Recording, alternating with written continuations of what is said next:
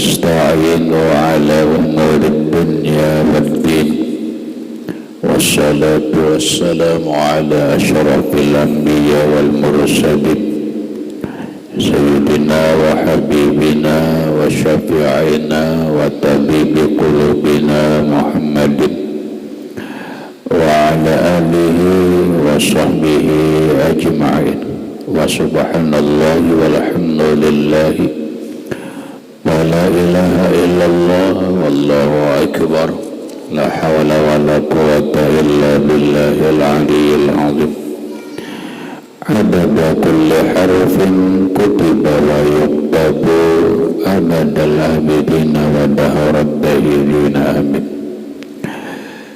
Puji dan syukur kita panjatkan kehadirat Allah Subhanahu wa Ta'ala yang mana dengan limpahan rahmat, taufik, hidayah, inayah serta riayahnya kita dapat berkumpul kembali di dalam ruangan masjid yang mulia ini dengan satu tujuan dan niat yang sama, yaitu menambah ilmu pengetahuan agama lewat pengajian kuliah ba'dal maghrib. Yang selanjutnya semoga Allah Subhanahu wa Ta'ala memberikan taufik dan hidayahnya kembali kepada kita agar kita dapat mengamalkan apa yang kita kaji pada malam ini. Amin. Bapak, ibu-ibu, hadirin wal hadirat rahimakumullah. Insyaallah mulai malam ini dan mudah-mudahan kawa berlanjut ulun membaca kitab yang bernama Irsyadul Ibad ila Sabilir Rasyad karangan Syekh Zainuddin Al-Malibari. Bila ada yang hendak berkitab bagus, kalau ada yang hendak menjaga berkitab silahkan, nang ada berkitab juga dipersilahkan. Ini kitab Irsyadul Ibad adalah membicarakan secara inti tentang iman, tentang di dalamnya hadis-hadis Nabi, kemudian nasihat serta hukum-hukum fikih dari sembahyang sampai haji. Berikut hal-hal yang terkait dengan kematian. Dalam kitab ini beliau memulai dengan babul iman. Masuklah kita kepada babul iman. Babul iman, ya hadza babul iman, ini bab menjelaskan atau membicarakan tentang iman. Apa itu iman? Iman adalah secara ta'rif atau secara definisi adalah iman itu adalah iz'amun bil qalbi wa iqrarun bil lisan wa amalun bil arkan. Sesuatu keyakinan di dalam hati, kemudian diikrarkan dengan lidah, dibuktikan dengan perbuatan. Jika itu terkait dengan ketuhanan, maka dia meyakini sedalam-dalamnya tentang Tuhan itu, lalu mengikrarkan akan Tuhan, berikut mengaplikasikan atau mengamalkan apa yang diimani. Lalu seperti kita beriman kepada Allah, maka punya keyakinan yang mantap tentang Allah, tentang zat Allah, tentang sifat Allah, tentang perbuatan Allah, tentang asma-asma Allah, nama-nama Allah. Lalu lidah kita mengikrarkan kesaksian atau pengakuan dengan ketuhanannya Allah, maka terikrarlah dalam lidah kita, asyhadu an la ilaha illallah, aku bersaksi bahwa tidak ada Tuhan yang sebenarnya kecuali Allah. Nah, berikut kita mempraktikkan apa yang kita yakini, yaitu mengamalkan dengan anggota kita apa yang kita yakini akan Allah, sehingga kita melaksanakan apa yang diperintahkan Allah dan menjauhi apa yang dilarang oleh Allah sebagai bukti daripada keimanan kita. Berikutnya, kita beriman dengan Rasulullah Nabi Muhammad sallallahu alaihi wasallam akan keyakinan bahwa Nabi Muhammad itu adalah utusan Allah, rasulnya Allah. Lalu kita ikrarkan dengan lidah, kita benarkan dalam sikap, maka terucaplah di dalam bibir kita, wa asyhadu anna Muhammadar Rasulullah. Seberapa jauh pentingnya iman ini? Ya, sang iman ini adalah pokok atau dasar kehidupan seseorang. Kenapa? Karena kalau kita memahami, coba kita melihat iktibar kejadian yang sudah sering kita lihat.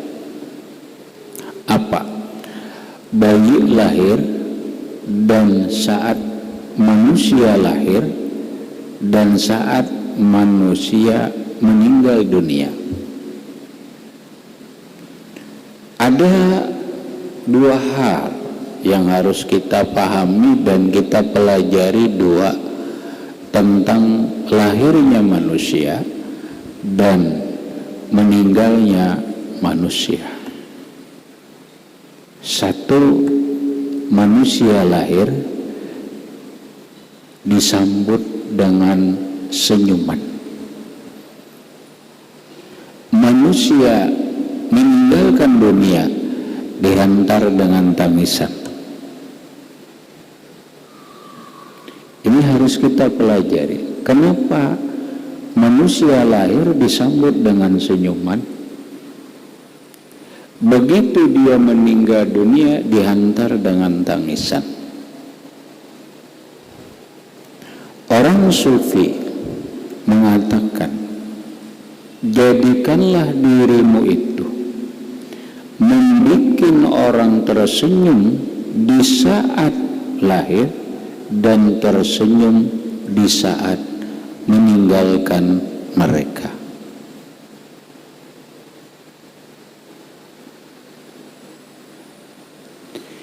Ini tidak ada kaitan dengan pembicaraan iman dulu. Yang terkait dengan keimanan kita adalah, lihat, setiap manusia lahir pasti tangannya bergenggam. Lamun kita perhatikan, lihat bayi lahir, manusia lahir, pasti tangannya itu bergenggam. Tapi ketika manusia meninggal dunia, tangannya berorak. Rasanya gak ada yang tergenggam. Ada apa? Ada apa pelajaran yang diperlihatkan oleh Allah kepada kita? Kenapa setiap manusia lahir, setiap bayi lahir tangannya bergenggam? Mungkin kalau dalam pandangan kehidupan yang namanya bergenggam ini adalah bakuat, membikin sebuah kekuatan. Satu, artinya apa? Artinya bayi itu sudah diisyarat oleh Allah Ta'ala lahir ke dunia ini tangan bergenggam. Kenapa? Karena dunia ini keras. Kehidupan dunia ini penuh lika-liku. Kehidupan dunia ini penuh tipu daya. Dan kehidupan dunia ini banyak asam garamnya. Asam garamnya. Bahkan para ulama itu, bahkan Rasulullah menggambarkan dunia ini bahrun amikun, bagaikan sebuah samudra lautan yang luas dan dalam. Siapapun yang mengarungi lautan dunia ini, dia pasti akan tenggelam, kecuali pakai kapal. Kecuali pakai kapal. Siapapun akan tenggelam dalam samudra kehidupan dunia yang luas ini dan yang dalam ini, kecuali dia mengarungi lautan yang luas ini dengan kapal. Apa kapal yang harus kita siapkan demi untuk mengarungi samudra yang luas dan dalam ini, agar kita tidak tenggelam dan selamat mengarungi kehidupan ini? Kapalnya tidak lain adalah iman dan takwa. Kapalnya tidak lain adalah iman dan takwa. Tanpa iman dan takwa, mengarungi kehidupan dunia ini stres. Mengarungi kehidupan dunia ini penuh nestapa, penuh kekesalan, penuh dengan kekecewaan dan sebagainya. Makanya kita kada heran, ada yang bunuh diri, ada yang stres, ada yang sedih, ada yang kesal dan sebagainya.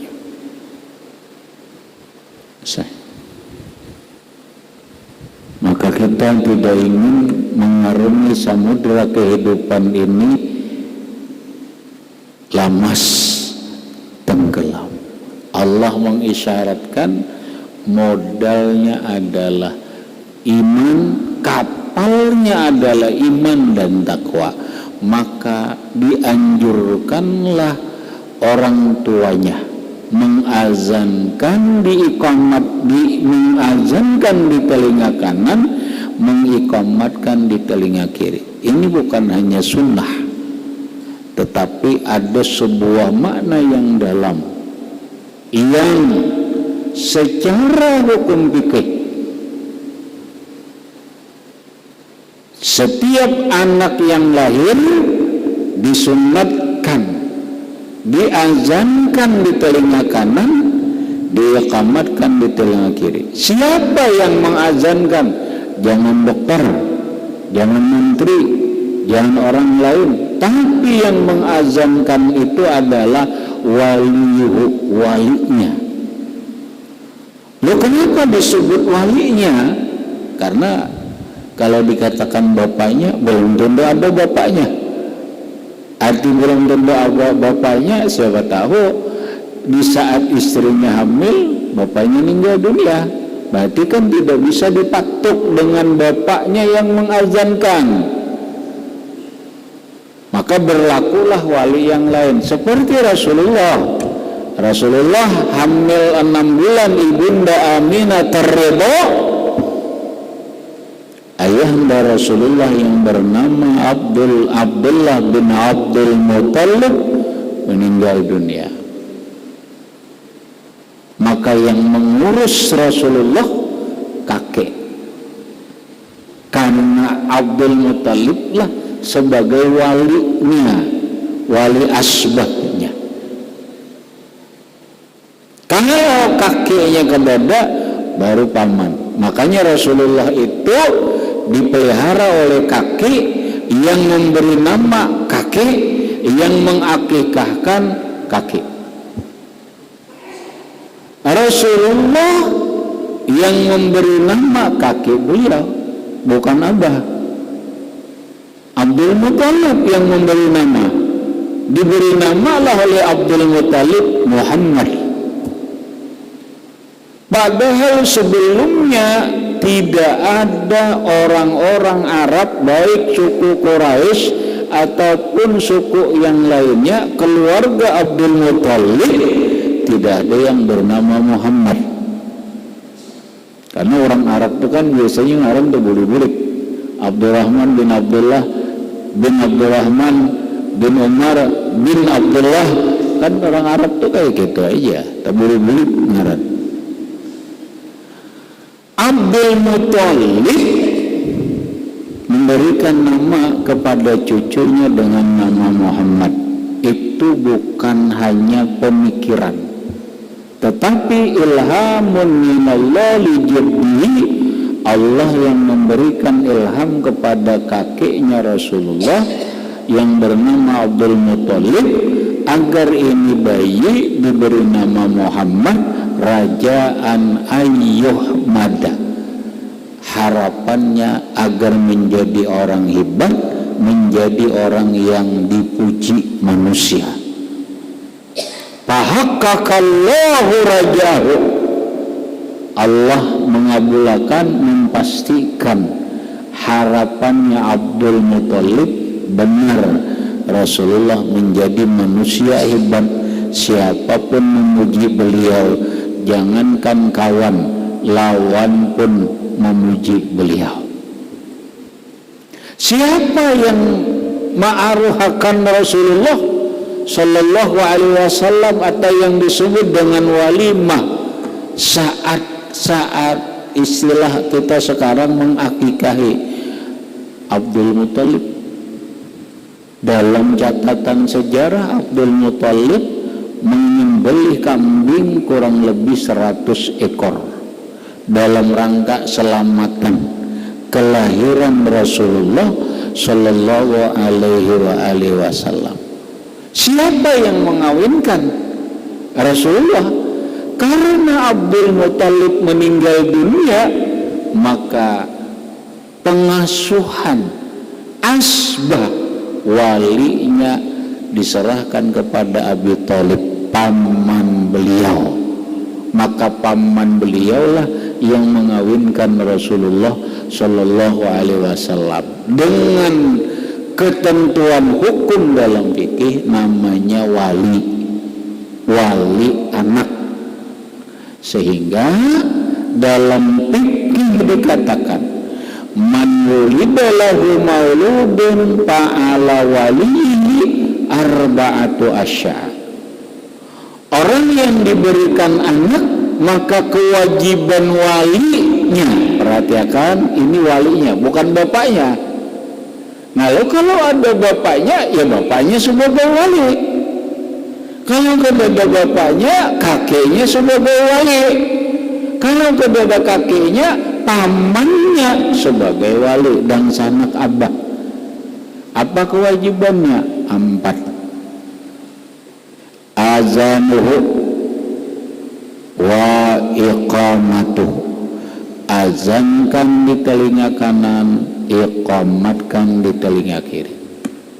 Jangan dokter, apalagi mau upah pondokan, jangan. Tanggung jawabnya adalah wali.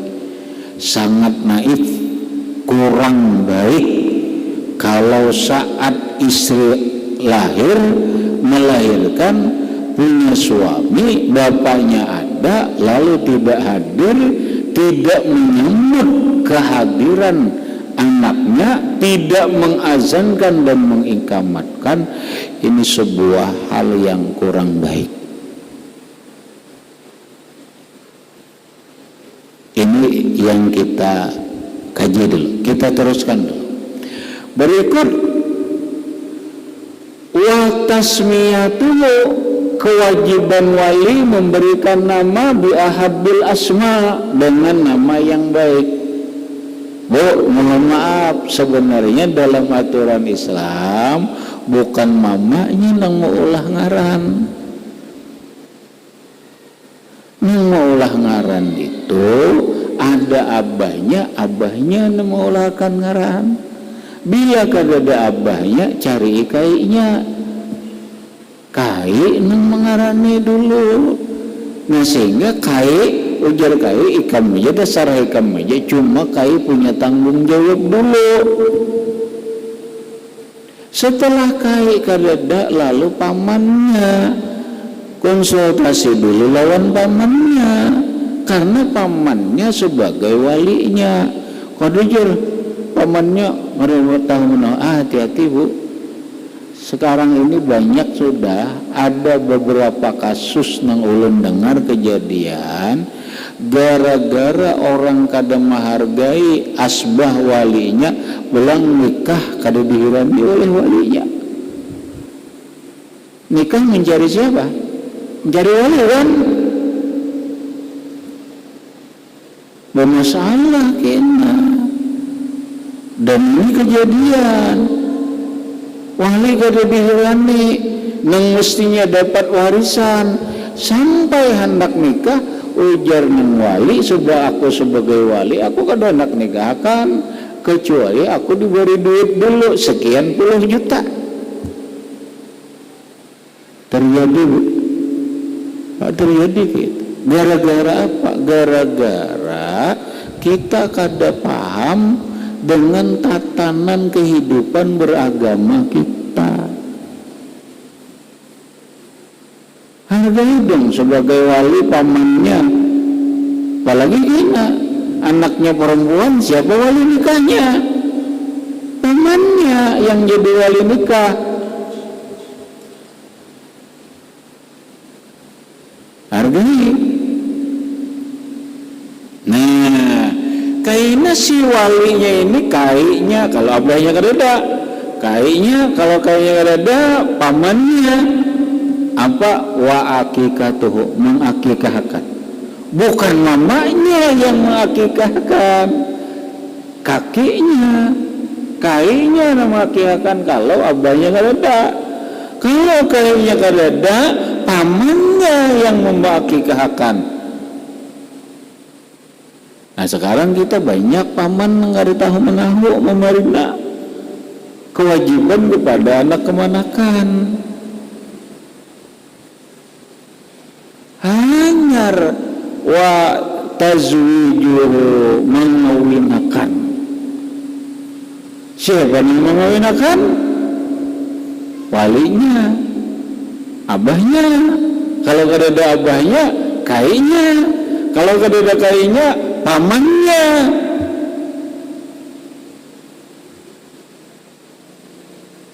Nah ini sebagai wali. Nah kembali ke masalah kita, yang mengazankan dan mengiqamatkan itu adalah walinya. Kita anggap ada abahnya, iya azanakan sebagai bentuk tanggung jawab yang kemudian ini ada, bukan hanya sunnah. Kita satu, kita bikin pertanyaan, kenapa setiap anak lahir disuruh diazankan di telinga kanan, diiqamatkan di telinga kiri? Satu, karena itu sunnah Nabi. Dua, ini isyarat dari Allah sebagai bentuk tanggung jawab orang tua untuk anaknya. Tanggung jawab apa? menjaga sekarang dan ke depan. Dijaga dari apa? Satu, siapapun manusia, hari kita paham, siapapun manusia, bila namanya manusia dalam Al-Quran, inna syaitana kana lakum aduwwan mubina. Sesungguhnya syaitan itu bagimu musuh yang nyata. Iblis turunannya syaitan sudah bersumpah lawan Allah Ta'ala, la'atiyannahum min baini aydihim wa min khalfihim wa an syama'ilihim wa an aymanihim wa an syama'ilihim wa an zuhurihim.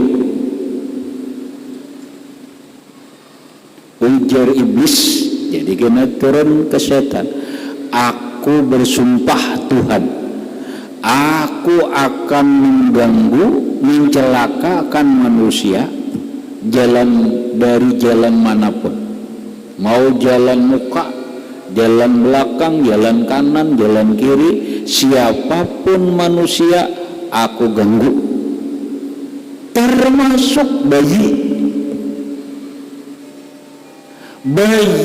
yang baru lahir itu sudah musuh setan, masuk dalam target setan. Tinggal penugasannya dari bosnya, siapa yang mengganggu bayi ini. Makanya dalam agama dikatakan setan itu masing-masing punya tugas dan nama. Setan yang mengganggu kita berwudu jadi was-was, lawan mengganggu kita di dalam sembahyang, beda setannya. Setan yang mengganggu kita di dalam sembahyang namanya khanzab. Setan yang mengganggu orang berjudi dengan orang berzina, lain setannya. Setan yang mengganggu manusia di dalam dada manusia dan mengganggu kanak-kanak, itu beda setannya. Begitu. Setan yang mengganggu dada kita atau yang membisiki kita agar berbuat buruk, berbuat jahat, namanya khannas. Makanya ada di Quran, Qul a'udzu birabbin nas, malikin nas, ilahin nas, min syarril waswasil khannas. Khannas itu ngaran setan. Alladzi yuwaswisu fi sudurin nas, yang mengganggu di dada manusia, ngarannya khannas. Samakah si khannas ini yang mengganggu kanak-kanak? Tidak. Syaitan yang mengganggu kanak-kanak ada spesialisnya.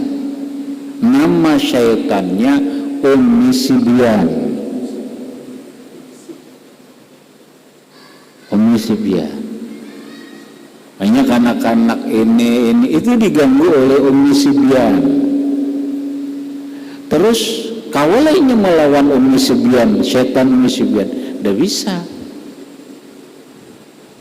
Tidak bisa. Terus makanya mengganggu. Makanya kewajiban abahnya menjaga anak ini. Lawan apa menjaga? Jangan dijarat lawan banang hilang. Bukan banang hilang. Dijaga dengan satu, azankan telinga kanannya, iqamatkan telinga kirinya. Apa kata Nabi? Kata Rasulullah, apabila seseorang azan termasuk diazankan di telinga bayi, adbara syaitanuhu, syaitan buka. Yang namanya Ummi Sibyan buka. Ini kayaknya bisa berbelik ya. Ya kalau ini kita bisa bulik. Makanya Rasulullah mengajarkan orang tuanya lah jaga anak ini jangan diganggu oleh setan yang spesialis mengganggu anak-anak, namanya Ummi Sibyan. Baca a'udzubillahi minasyaitani Ummi Sibyan. Kada bisa aja begini kata Rasulullah, bacakan di telinganya Al-Ikhlas 3 kali. Siapa? Orang tuanya. Yang menjaga ini orang tuanya. Bacakan Al-Ikhlas 3 kali. Mana telinga kanannya 3 kali, di telinga kirinya 3 kali. Qala Rasulullah sallallahu alaihi wasallam, Rasulullah bersabda, man qara'a surat al-Ikhlas fi uzunil maulid salasa marratin lam yadurrahu syaitanuhu. Akamakal. Siapa yang membacakan surah Al-Ikhlas di telinga anaknya 3 kali, syaitan tidak bisa mengganggu dia. Ini kan dakwah.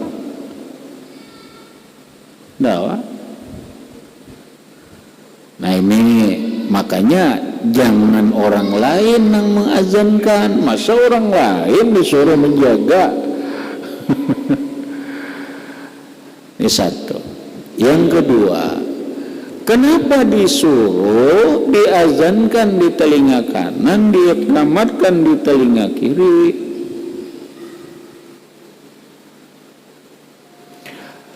Isyarat dari Allah atau filosofinya Allah mengajarkan kepada si walinya ini,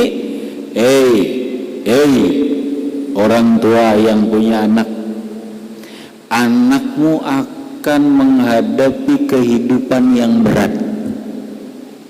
Dunia ini keras. Dunia ini kata orang sekarang kejam. Apalagi orang masuk dalam dunia politik, ternyata politik itu kejam.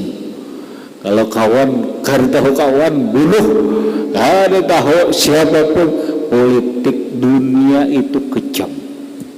Mau dunia politik, mau dunia ekonomi, mau dunia persilatan, mau dunia apapun, kejam. Belum lagi kita sekarang ini apa yang disebut dengan dunia sekarang ini mataul ghurur, penuh dengan tipu daya. Apa yang orang sekarang dikatakan dunia ini adalah penuh dengan fata morgana. Apa? Tipuan. Wah, ini hati-hati, jangan mudah percaya melihat dan mendengar informasi, karena sekarang ini benar tapi bukan benar tapi salah. Sekarang ini ulun lihat, ulun pahami, dunia ini kejam. Orang video bujur tapi diolah fitnah. Videonya bujur tapi jadi fitnah tidak benar. Contoh, boleh jadi orang sekarang karena mainnya video terus, seseorang tuan guru kah di kamera membawa beginian, videonya bujur tapi disampaikan salah, maka orang namanya bujur jadi videonya jadi, tapi nang diberitakan itu salah. Wah, hati-hati nih, bujur di videonya cerada. Ya kan, ini zaman hati-hati. Ini nang bujur videonya bujur tapi pemberitaannya salah. Bahaya. Sekarang dengan teknologi canggih AI, kata orang sekarang ya ya Allah, videonya kayak asli padahal ada. Lamun dilihat asli wujur, wah ini biar ya Allah, ini gambar ulun lah kada bergerak kawa beregup ulun binian kawa apa jawaban lamun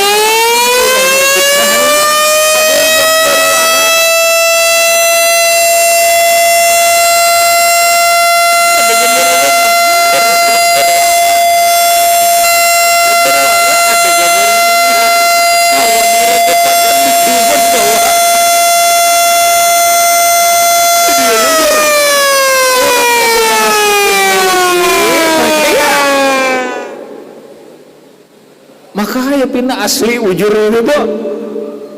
Ya Allah ya Karim, inilah dunia penuh dengan fata morgana, kejam, dunia keras. Terus kalau kada dengan iman dan takwa bahaya menghadapi kehidupan ini. Makanya orang tua diisyaratkan ajarkan asyhadu alla ilaha illallah, asyhadu an la ilaha illallah, asyhadu anna muhammadar rasulullah,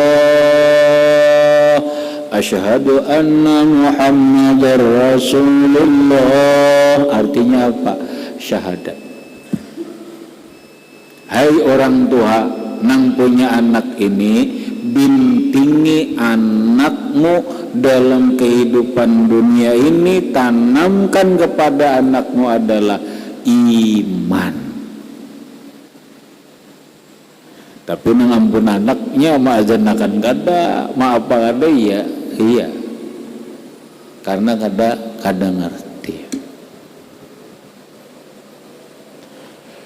Inilah modal yang utama dalam menghadapi kehidupan. Nah makanya dalam kitab Irsyadul Ibad ini beliau memulai kitabnya membahas iman.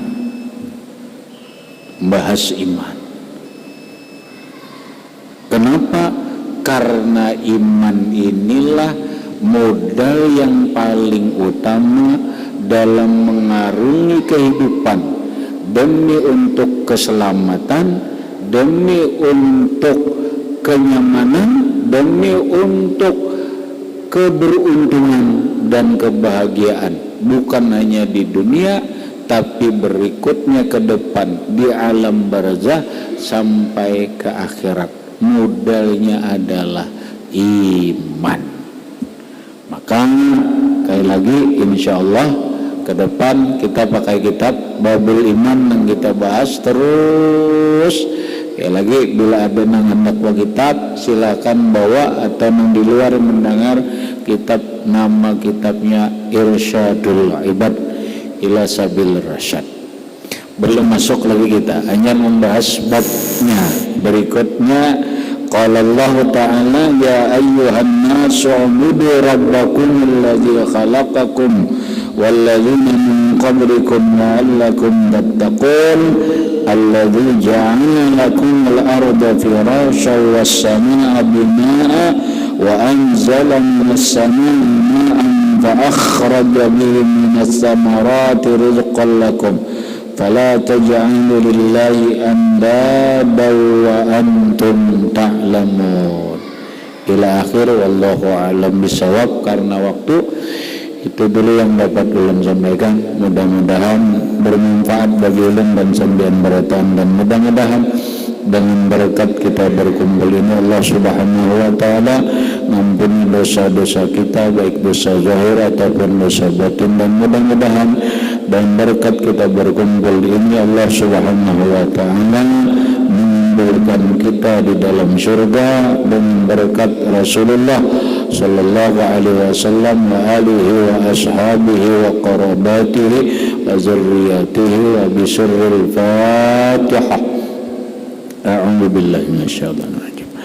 Bismillahirrahmanirrahim. Alhamdulillahi rabbil alamin arrahmanir rahim maliki yaumiddin. Iyyaka na'budu wa iyyaka nasta'in ihdinas siratal mustaqim siratal ladzina an'amta 'alaihim ghairil maghdubi 'alaihim waladdallin. Amin. Bismillahirrahmanirrahim. Alhamdulillahi rabbil alamin. Allahumma shalli ala sayyidina Muhammad wa ala ali sayyidina Muhammad. Allahumma anfa'na bima 'allamtana wa 'allimna ma yanfa'una wa zidna 'ilma. Alhamdulillahi ala kulli hal wa na'udzu billahi min ahli an-nar. Allahumma inna nas'aluka al-'afwa wal 'afiyya wal mu'afata ad-da'ima fid dunya wal akhirah. Sallallahu ala sayyidina Muhammadin wa alihi wasallam. Alhamdulillahi rabbil alamin. Assalamu alaikum warahmatullahi wabarakatuh.